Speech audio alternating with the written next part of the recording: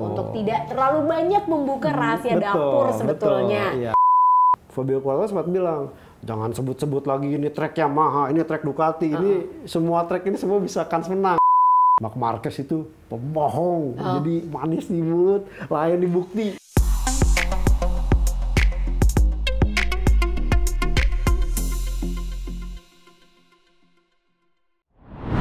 Hai, selamat datang di Pedok Talk bersama aku Lucy Wiryono dan lagi-lagi ada Mas Joni yang kuculik di sini. Sebelumnya disclaimer bahwa apa yang dikenakan sama Mas Joni ini bukan berarti dukungan terhadap satu rider tertentu. Kenapa? Karena kita tuh mau ngomongin tentang ini adalah choose your fighter.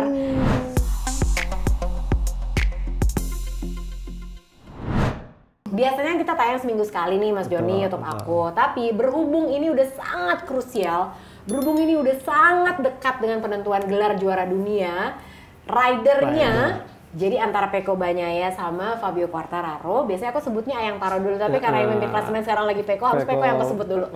Jadi kita benar-benar akan mengupas kedua rider ini. Alex Espargaro memang nggak kita omongin di sini karena sebetulnya dia juga secara performa, bukan kita nggak sayang sama Mas Alex, bukan. Ya, aku dengan senang hati menjadi influencer Ginza 41 kalau diundang. Tapi bukan itu, tapi masalahnya adalah memang benar-benar yang paling tipis adalah antara mereka berdua. Makanya hari ini di episode Pedok Talk hari ini, kita mengupas mereka berdua nih. Kita akan nge-review bener-bener dari penampilan mereka mulai dari Lusail sampai di nanti Sepang. Habis Phillip Island aja kan belum. Betul. Ya kan? Jadi kira-kira siapa yang paling punya kesempatan paling besar? Kita akan melihat performa mereka lah gitu satu-satu. Ini kita lihat dulu ya. Jadi Mas Joni, kita review performance dulu dua rider ini sejak Qatar. Jadi di Lusail, Fabio Quartararo finish di posisi 9. Pecco Bagnaia memulai season ini dengan DNF. Langsung tuh pas aku ketemu dia di parade di Jakarta aja, dia udah mukanya udah asem. Udah kecut gitu ya. Kecut karena media di Italia semua bilang, segitu doang gitu. Jadi dia kesel gitu kan. Terus di Mandalika secara mengejutkan Fabio Quartararo finish di kedua. Pecco Bagnaia 15. Kalah Pecco. Portimao, Fabio Quartararo 8. Terus Pecco Bagnaia 5, membaik. Circuit of the Americas 7 finishnya, Pecco Bagnaia 5. Di Algarve menang dong Fabio Quartararo. Juara 1 Pecco Bagnaia 8. Terus di Jerez, nah ini seru nih, Fabio Quartararo 2, Pecco Bagnaia finish nomor 1, dia juara. Di Le Mans, Fabio Quartararo 4, Pecco Bagnaia DNF. Apa lo dia nggak, padahal aku nggak ngasih lihat nih. Terus Mugello, Fabio Quartararo 2, yang menang Pecco Bagnaia. Terus Catalunya yang menang Fabio Quartararo, Pecco Bagnaia. Dia kan dibuang DNF sama Nakagami, torpedo Nakagami. Sachsenring, nah ini yang aku diprotes nih katanya karena ketemu raja baru. Bener. Terus Sachsenring, Fabio Quartararo 1, Pecco Bagnaia DNF lagi berturut-turut, Catalunya sama Sachsenring ya. Terus di Assen, ini dia nih, momentum kejatuhan Ayang Taro. Dia DNF di sini, jadi pertama tuh kena si Alex Espargaro, masih bisa lanjut, jatuh lagi. Akhirnya dia DNF. Sementara Pecco Bagnaia 1, juara dia. Silverstone, ini drama long lap penalti masih ingat dong Fabio Quartararo. Dia finish di posisi ke-8, Pecco menang lagi. Juara 1 lagi. Red Bull Ring, Fabio Quartararo 2, yang menang tetap Pecco Bagnaia. 1, Misano, dia di posisi ke-5, Fabio Quartararo, Pecco menang lagi. Luar biasa emang. Terus di Aragon, ini sirkuit kesayangan Ayang Taro, bohong deh, dia benci banget. DNF, ini yang dia crash sama Marc Marquez. Ini kalau Pecco Bagnaia finish kedua. Motegi, Fabio Quartararo 8, dia DNF. Si Pecco. Buriram 17 buat Fabio Quartararo, sementara Pecco 3. Phillip Island DNF Fabio Quartararo, sementara Pecco Bagnaia 3. Nah, artinya kalau ini bisa kita simpulkan, Fabio Quartararo menang 3 kali, DNF-nya 2 kali. Betul. Pecco Bagnaia 6 kali menang, DNF-nya 5. Banyak kan sebenarnya. Nah, sekarang kalau dilihat dari performa secara keseluruhan, menurut Mas Joni sejauh ini gimana? Ini karena kayak Fabio tuh juga nggak bisa dibilang bagus banget tahun ini. Sebetulnya dia struggling banget. Dan dia juga udah ngomong bahwa pas ditanya, kan dia leading sempat jauh banget. Apalagi Peko ketinggalannya 91. Dan dia sampai nggak nganggap Peko loh yang jadi ancamannya justru Alex. Iya kan? Emang paling kontender paling kuat itu Alex Espargaro. Tapi sekarang justru Peko banyak ya. Dan sebenarnya to be fair, si Fabio Quartararo juga dibilangin bahwa kok kamu mendominasi banget? Belum tentu, karena ada sirkuit-sirkuit yang pasti aku akan kesulitan. Jadi di mana aku bisa menuai hasil yang bagus, di situ aku akan memaksimalkan. Nah, kalau menurut Mas Joni, dilihat dari semua yang udah kita jabarkan ini, overall penampilan mereka sepanjang musim ini gimana? Jadi kalau aku melihat memang paruh musim pertama Quartararo lebih stabil. Paruh musim kedua Francisco Bagnaia luar biasa. Ya, asem tuh. Itu. Jadi pada saat saya sebenarnya sempat kita ngobrol Jeng bahwa sebenarnya Quartararo itu tinggal bagus di Assen dan di Silverstone itu aman. Tapi skenario tidak sesuai harapan di Assen. Manusia boleh berencana. Betul. Ini benar-benar menjadi masalah. Iya benar. Karena kalau kita sebutkan dari awal itu kan sempat di Mandalika juga sempat share bahwa nih powernya nggak dapet. Cuman setelah dia di ronde Eropa, dia lupakan tuh permasalahan soal si Yamaha. Defisit top speed. Betul. Dia selalu mengerahkan kemampuan saya 100%. Dan itu dibuktikan. Cuma kan problemnya adalah di saat paruh musim kedua ini ketemu sirkuit-sirkuit yang memang tanda petik itu kelemahan Yamaha. Iya, benar. Ya bagaimana ketemu istilahnya Red Bull Ring, kemudian ketemunya Aragon dan di Aragon paling bikin susah sih itu sebenarnya Aragon tuh ada istilahnya kepercayaan ini muncul loh dari seorang Fabio Quartararo. Sayangnya dapat momentum ya di situ. Itu dapat momentum karena dia istilahnya di saat di Aragon dia bisa podium itu tuh kalau pemainnya itu dia bisa istilahnya mengejar race pace yang cukup bagus. Sayangnya tidak kejadian karena insiden senggolan. Nah, diperparah lagi ya muncul yang tanda petik istilahnya ya Ducati mulai memberikan itu instruksi. Sejak Misano. Iya, sejak Misano memberikan instruksi ini agak sedikit membuat ya beban buat Fabio Quartararo, udah motornya tidak ada pengembangan karena apa? Ducati itu mulai berkembang setelah ada tes di selesai balapan MotoGP Catalunya. Itu hasilnya luar biasa. Bagaimana kemudian Jack Miller yang merasa tidak kompetitif langsung tampil kompetitif. Dan ternyata Yamaha itu ya coba untuk menggunakan sasis baru juga tidak keluar. Katanya sasisnya ini menambah top speed juga tidak berhasil. Sampai akhirnya ya Quartararo lagi dan lagi strateginya adalah bagaimana dia berusaha keras untuk bisa time attack dan kemudian lolos ke front row. Ini berhasil dipatahkan, ini udah kebaca nih. Udah patahin aja dulu di sesi kualifikasi nih, jangan biarkan Quartararo. Iya, dan juga kan pernah Quartararo bilang, pokoknya jangan sampai di belakang Ducati. Kalau Ducati struggling, entah temperatur bannya naik atau apa. Benar. Ini jadi kebaca. Nah, di saat dia mengeluarkan istilahnya rahasia dapur, Yamaha tidak melakukan perubahan atau perbaikan yang mencolok. Kelemahan yang udah dikasih. Tahu kelawannya gitu ya. Tapi si Yamaha-nya tidak ada solusi pengembangan yang signifikan. Bagaimana ya Dovizioso akhirnya memutuskan mundur lebih awal kan karena yaudah deh karena hasilnya yang ngapain balapan cuma finish belakang juga dan dia kesulitan dengan Yamaha. Dan kemudian dengan Crutchlow hadir sebenarnya ada perbaikan. Cuman ya Crutchlow kan gayanya agresif, hampir mirip dengan Quartararo. Artinya ciri khas Yamaha yang memang smooth 2019 motor juara di 2022 ini agak-agak sedikit kehilangan. Iya sih, tapi aku juga agak bingung juga ya, karena kita tuh waktu melihat awal-awal musim ini, justru tuh aku ngelihatnya Fabio Quartararo bawa Yamaha-nya tuh sangat smooth. Sangat smooth. Sebetulnya. Betul. Tapi justru dia bilang gua harus agresif. Harus agresif. Iya. Ya dia memang bilang sih, motornya Yamaha 2019 tuh memang harus smooth, sementara beda sama sekarang. Betul. Tapi padahal aku ngelihatnya nggak gitu. Dia malah masih smooth di awal musim, ya nggak sih Mas Joni? Iya, tapi justru di pertengahan dia tuh berubah jadi sangat agresif, tapi malah nggak dapet. Iya, dia coba untuk bisa melakukan pengereman sedekat dengan tikungan dan keluar lebih cepat. Dan ini yang menjadi istilahnya sempat efektif kan di saat Red Bull Ring yang notabene sebenarnya kelemahan Yamaha, tapi kan karena ada layout baru ini jadi salah satu tambahan benefit buat Yamaha. Nah, dengan di situ dia overtake Jack Miller itu momentumnya ya. Di Chicken 2 itu. Itu yang akhirnya membawa ke ciri khas Quartararo untuk bisa membawa Yamaha semaksimal mungkin karena kemenangan dia itu memang Artinya agresif, kemudian dia coba start di front row, lepas, bikin jarak, baru dia istilahnya memanage ban. Kalau mamanya balap dekat, dia coba tambah gas. Kalau enggak, dia tak percoba menjaga tingkat kausan ban. Ini udah kebaca.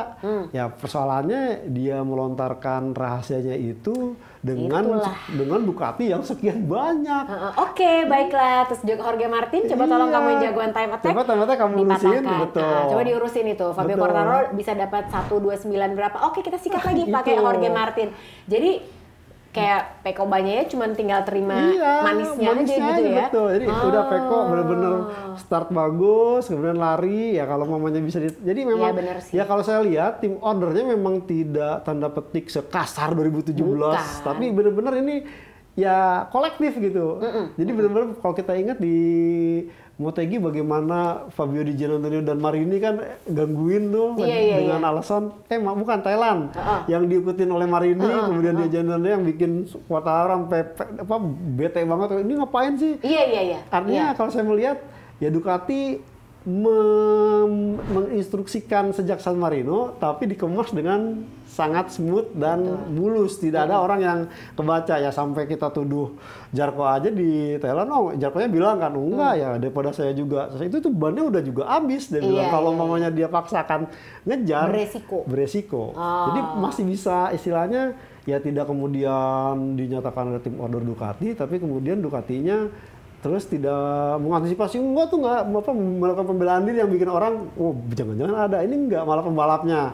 Yang sampai kemudian kita ingat obrolan Alessio Spargaro sama Enea Bastian ini, ini tim order emang kalau Enea Bastian ini emang nggak mau. Artinya memang masalahnya itu. Cukup manis. Ini yang akhirnya membuat Fabio Quartararo di paruh musim kedua saya melihat agak drop banget. Artinya bagaimana dia harus istilahnya mengembalikan performa dengan motor apa adanya yang di awal tahun cukup bagus, sekarang tidak, dan segala gerak-geriknya sekarang tanda petik tuh udah kebaca gitu sama rivalnya yang notabene adalah Ducati. Ya, itu juga kayaknya bisa jadi pelajaran buat Fabio Quartararo ya gitu, untuk tidak terlalu banyak membuka rahasia dapur sebetulnya.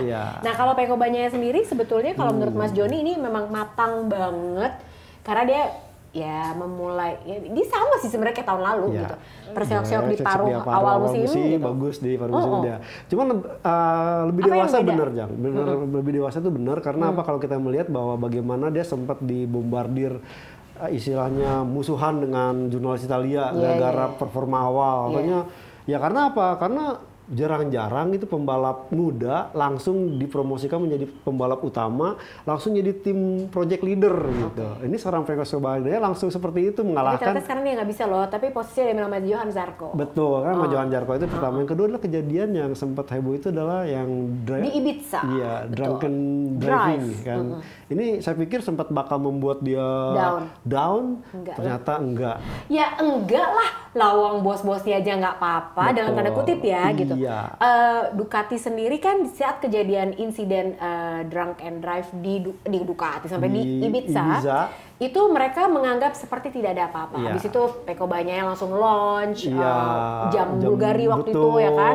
Jadi nggak ada apa-apa, dianggapnya ya udahlah gitu. Pokoknya nggak ada apa-apa. Dan yang berikutnya adalah itu tadi momentumnya tadi Catalunya saat Ducati melakukan tes pramusim untuk sisa musim ke depannya. Motornya makin lebih bagus, kemudian pengenalan Stegosaurus ini membuat stabilitas pengereman makin apik. Artinya dia nggak mau pakai padahal. Iya, secara karakter sirkuit yang flowing, high speed cornering itu udah bukan masalah lagi buat Ducati.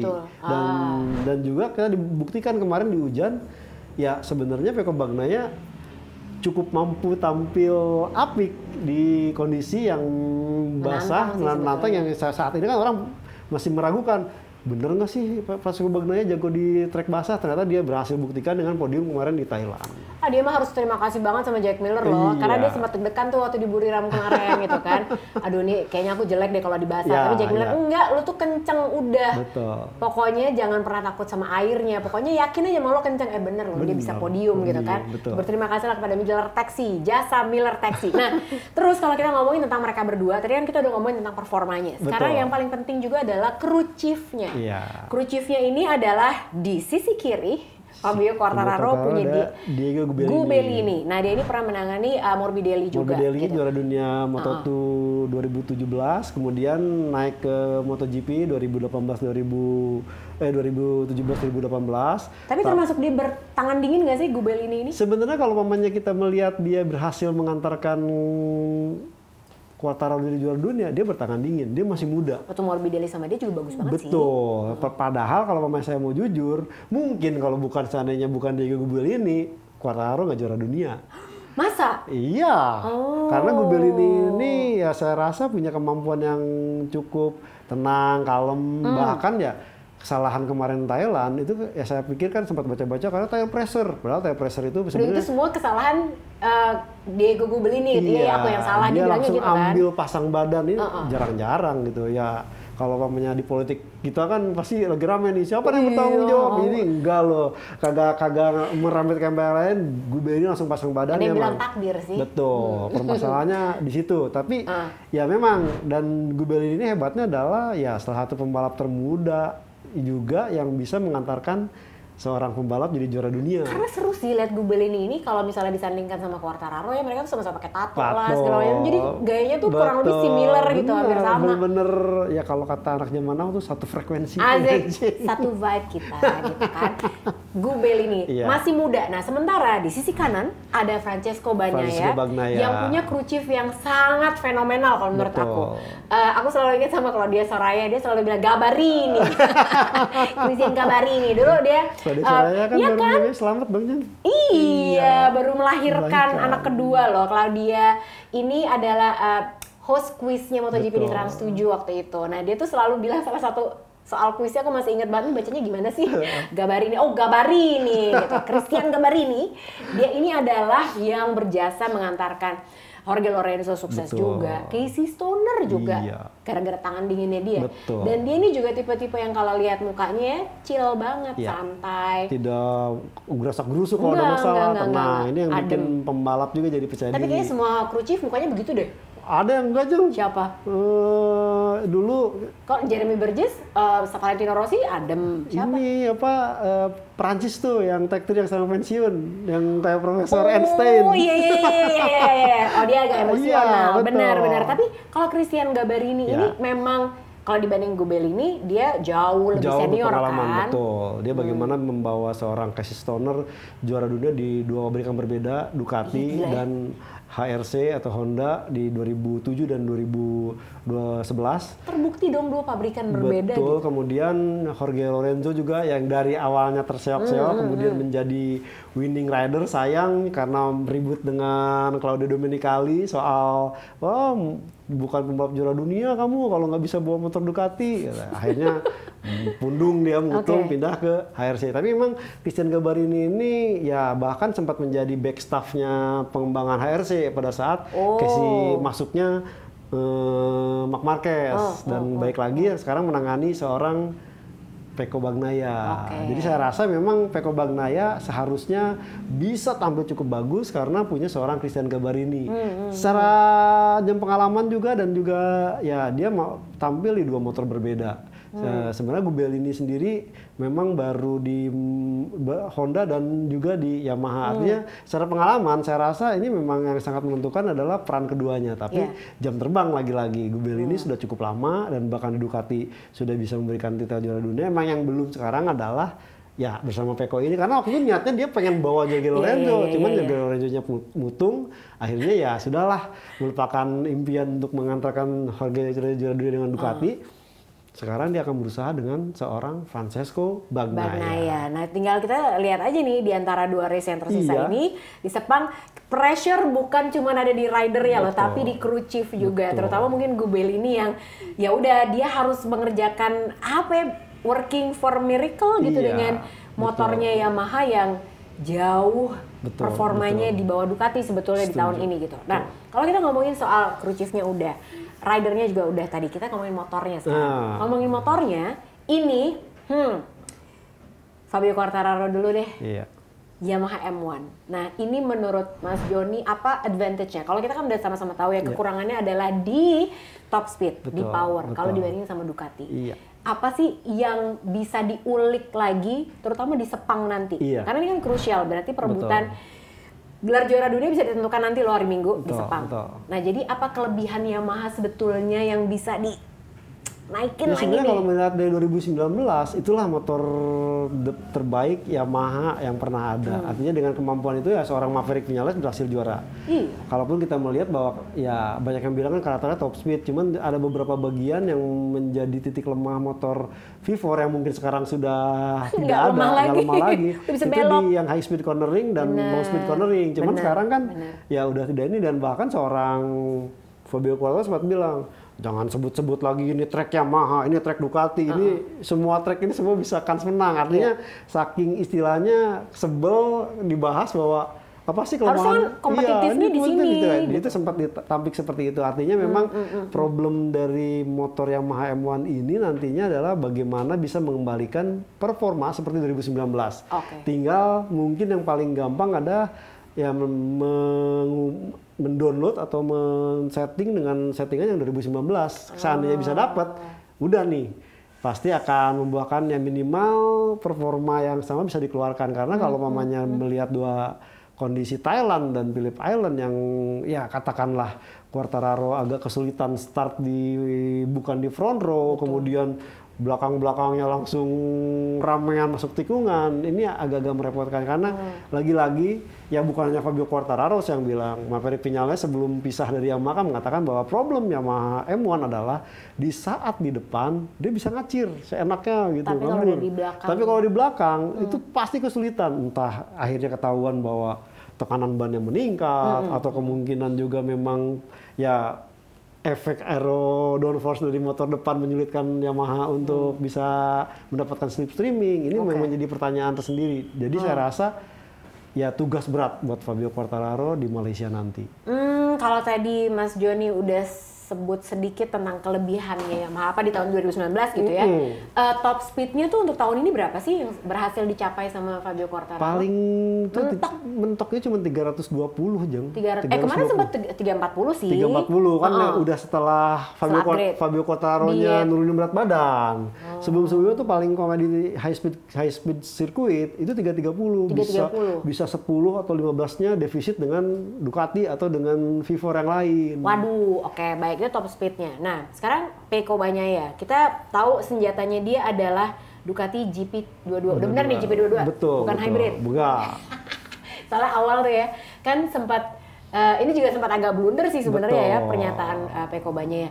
Nggak bisa aku bawa GP22 lebih powerful. Padahal dari Ducati waktu itu udah bilang kan, GP22 itu adalah yang terbaik karena top speednya kita tambah powernya lebih oke segala macam. Ducatinya ngomong gitu, sementara ridernya nih, apalagi dia adalah rider utamanya gitu kan, dia bilangnya, aku nggak bisa bawanya, susah, enakan GP121. Tercoreng lah mukanya Ducati, sampai akhirnya kemudian, tapi itulah hebatnya, sangat beruntung Pecco ada di tim Ducati, karena Ducati bilang, ya mohon maaf kalau misalnya susah, sampai keluarlah GP hybrid katanya, jadi 2021 sama 22 gitu kan. Kemudian tapi entah gimana itu pinternya Ducati. Tiba-tiba udah phase out atau udah GP22 aja. Pokoknya gitu. Diskusi itu selesai kemudian jadi GP22. Nah, kelebihan GP22 kalau menurut aku juga adalah dulu Ducati memang terkenal dengan power. Power tapi nggak bisa belok kayak kebok gitu kan. Ya udah kalau gitu-gitu mulu. Nah, tapi yang ini sekarang dia punya cornering speed yang luar biasa banget. Kelebihannya apa lagi kalau menurut Mas Joni? Karena dia lincah banget loh ternyata sekarang. Dengan kondisi top speed sebenarnya kan agak bermasalah di saat braking stability.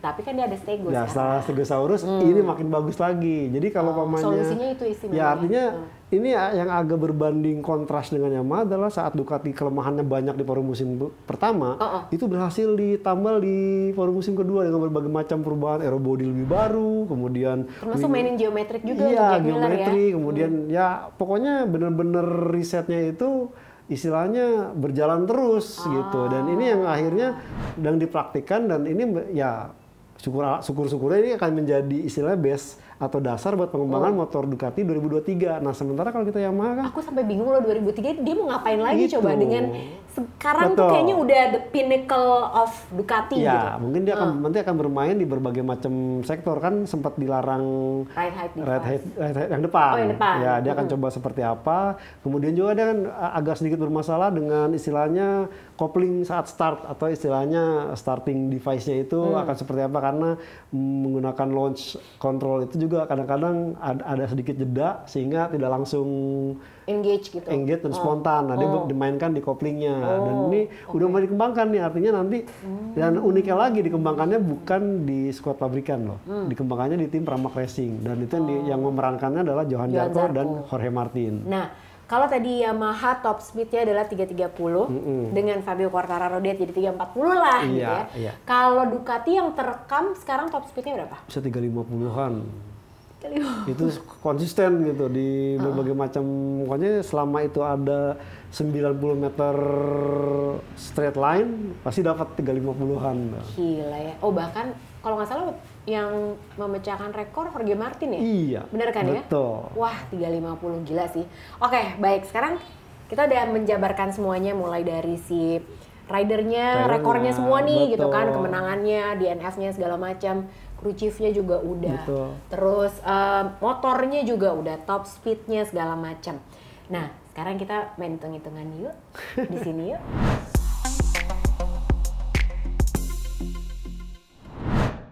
Nah, jadi kalau tadi kita udah menjabarkan semuanya secara lengkap, artinya tinggal beberapa hari lagi kita sepertinya akan punya juara dunia. Bertahan atau yang baru? Aku nggak tahu gitu. Makanya sekarang kalau Marc Marquez bilangnya I bet on Pecco's bike. Nah, kalau menurut Jonny Lono Mulia, kira-kira siapa? Apakah setuju dengan Marc Marquez atau masih ada tersimpan? Kalau aku tuh susah ditanya, pakai hati jawabnya. Pengennya Ayang Taro tapi nggak sih. Jadi aku ngelihat sih berdasarkan hasil dari Sepang 2019 dan Valencia 2021. Kemudian berdasarkan juga tes pramusim kemarin nih. Jadi agak condong ke motor V4. Apapun nih, mau Ducati, mau Aprilia di Sepang nih. Dan kemungkinan tentu dengan sekarang kondisi Pecco Bagnaia mimpin 14 poin, tentu Ducati nggak mau ambil risiko. Nunggu dulu deh, dia pengen pasti buru-buru dengan segala cara apapun. Karena di 2017 pernah melakukan team order. Saya rasa ini akan dilakukan semaksimal mungkin bagaimana caranya Pecco Bagnaia finish di depan Quartararo.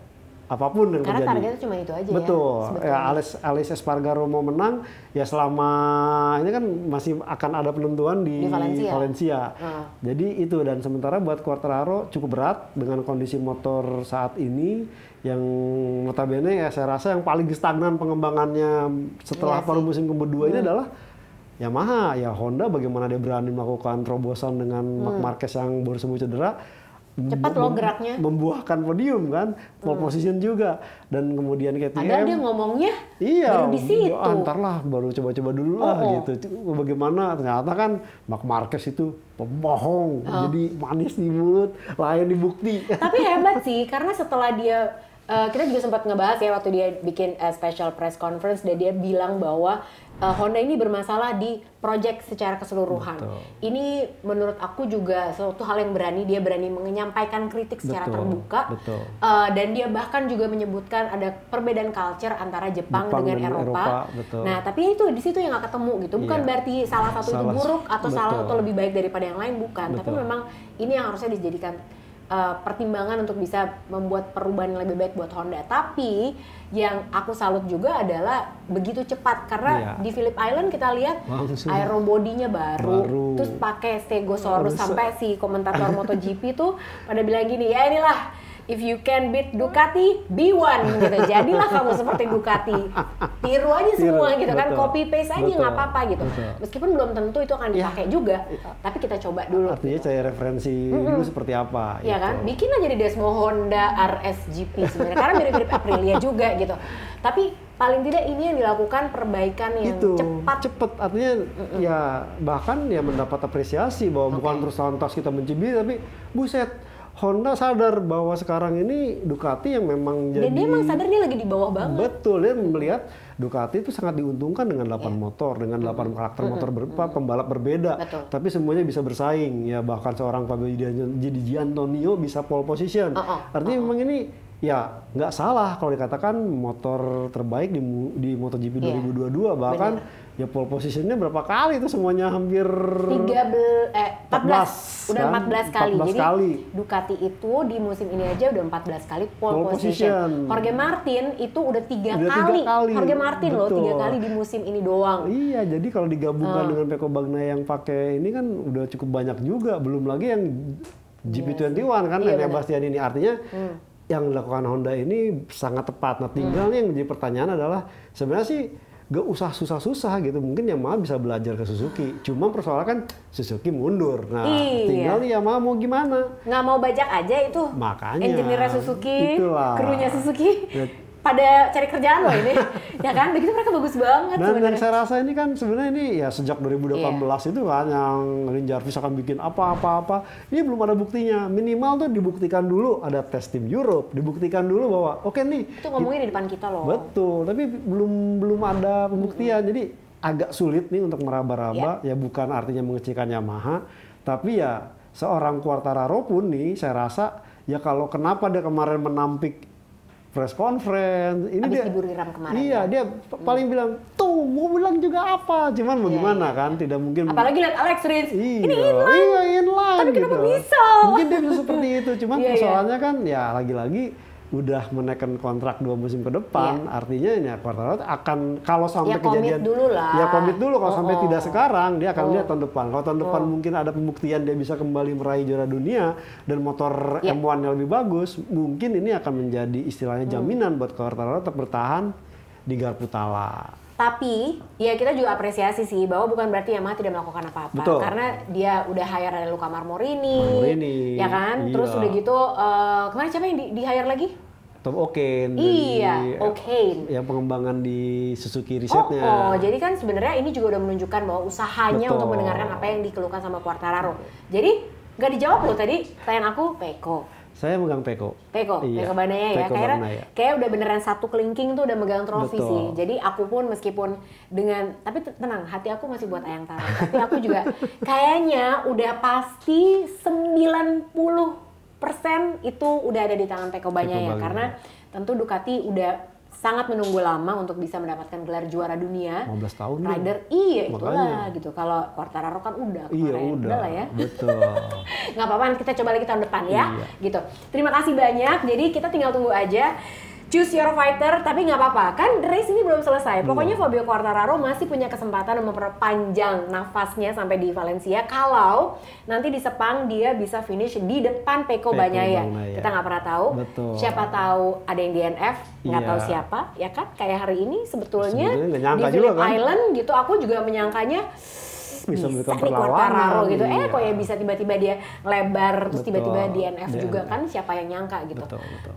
Karena pressure bukan hanya ada di pundaknya Fabio Quartararo. Begitu juga Pecco Bagnaia. Kebayang nggak? Dia kalau udah kemarin di awal musim aja udah dicela-cela sama media Itali gitu kan. Udah sampai kena driving terus udah gitu masa sekarang nggak jadi juara dunia lebih habis lagi gitu. Jadi pressure-nya juga dua-duanya luar biasa. Jadi kita sebagai netizen be kind aja komennya ya kan. Terima kasih banyak Mas Joni. Sama-sama. Mudah-mudahan ada plot twist. Kalau aku tetap ngarepin plot twist pokoknya. Terima kasih banyak udah nonton Pedok Talk. Jangan lupa buat like, subscribe dan juga subscribe, like, subscribe dan juga di-share. Maksudnya begitu. Aku tuh deg-degan soalnya. Dari hari ini udah deg-degan, race-nya masih lama padahal. Kita ketemu lagi ya. Sampai ketemu. Terima kasih banyak udah nonton. Bye.